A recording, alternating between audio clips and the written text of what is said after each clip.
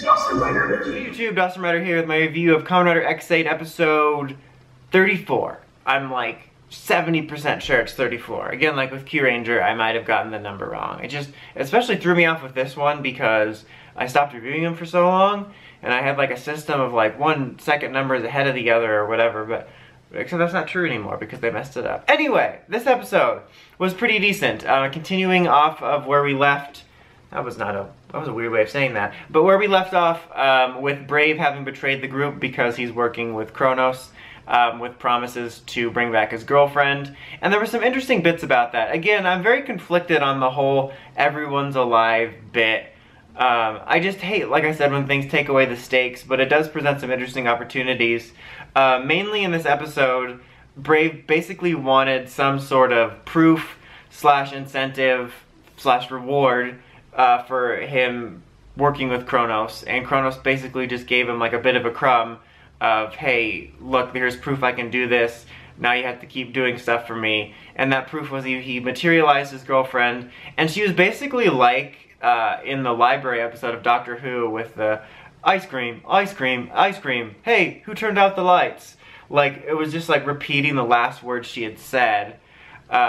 And so that was kind of creepy. That almost made me sad, not for that, because I didn't really care, but like for the plot of, it could have been kind of really interestingly tragic if there was this whole, oh, they're really alive bit, and we'd work towards it to find out only it's like a last imprint, like that. Like, that would be really neat and kind of tragic. Especially for him, like, this would have been cool to come up later after he'd been working with Kronos for a bit, and he's like, finally, here's your reward. And he's like, oh, I forgot to tell you, it just imprints their last thought. I mean, then there's like Dan, who's like a bugster, but it's all kind of different, and he's Dan, so he does what he likes. But I don't know. I think there was some potential there, and it still could end up being the case in a way. We don't know entirely yet, but it was kind of disturbing, kind of, and sad, and it was also kind of neat because her last words were about him having to be a good doctor, and one of the themes of the, or be the best doctor, you ain't no McDreamy, but like, it tied into one of the themes of the episode, which was Emu talking about how he was putting this over the patient, which was honestly a kind of interesting character plot, because so much throughout the series it was about Hiro being this professional, and he was very much about getting the job done, and Emu was more about caring for the patients and being emotionally involved. And then, like, as the series progressed, especially during that episode where M was bugstering out, and he was like, hey, you need to care about the patient, and we saw Hiro take a little bit more of that approach of caring about the patient.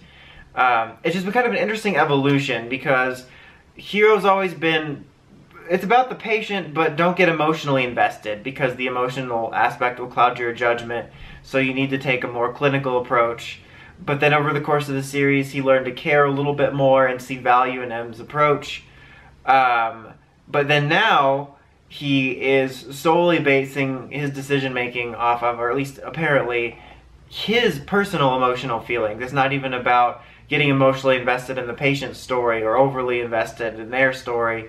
It's about his emotional story. So it's just kind of an interesting beat to show, because he was very anti-emotion, period, but now this is specific. It's not like he's overly involved in a patient's case, it's his own case. I guess his ex is the, or his ex-girl or whatever is the case, but it's just kind of an interesting change of perspective, especially based off of just the past history. And it's also kind of interesting for M, and something I wish they would have expanded on, which I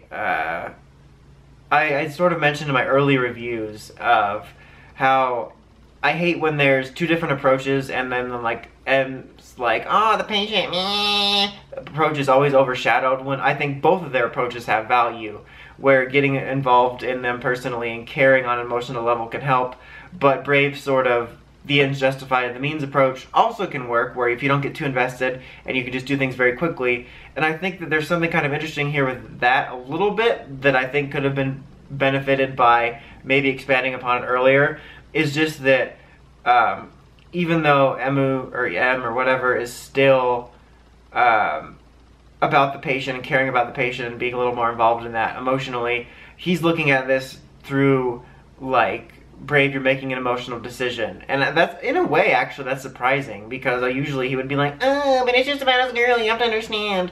So, I don't know. There's just some interesting dynamics that, in play that I do like, that I hope it's expanded on in an even more interesting way going further, but that could have even been more impactful had they explored it more in the past.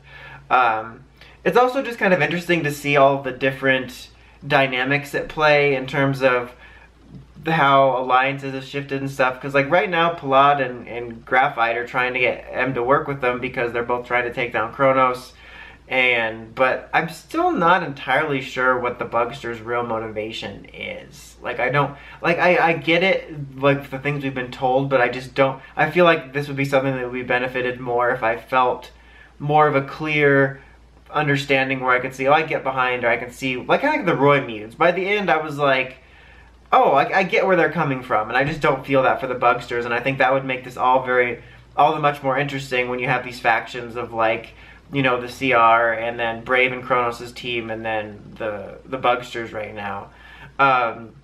Also, the huge event of this episode was the return of Laser, because going back to what I talked about at the beginning, when he pulled Hero's girlfriend out and showed that sort of fragment, Hero, like, wanted proof, like, well, what's to say this is all you can do? Like, how do I know you can actually bring back her consciousness?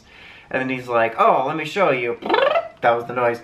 And then he's like, oh, that guy. And then, like, at the end, Laser showed up. I like, speaking of Laser level 0 turbo or whatever, I like how there's all this, like, raising of the bar levels, and all of a sudden you have, like, these weird negative or 0 levels that can suddenly match up. But so he like showed up and foiled Paradox and Graphite's plan to stop his pause ability by like curing it with his powers, and then like just showing up on his side.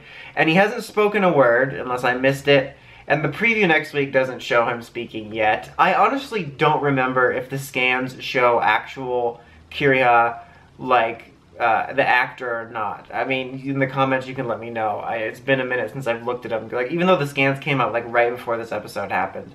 A couple things about that. One, I'm kind of sad, not sad, but I kind of hate now that they showed Laser's return last week. Not so much because of spoilers, although that is a thing that some people care about, but mainly because what they showed in last week's preview was more or less actually just what happened in this episode. So I was less upset about spoilers as I was curious to find out more about Laser's return.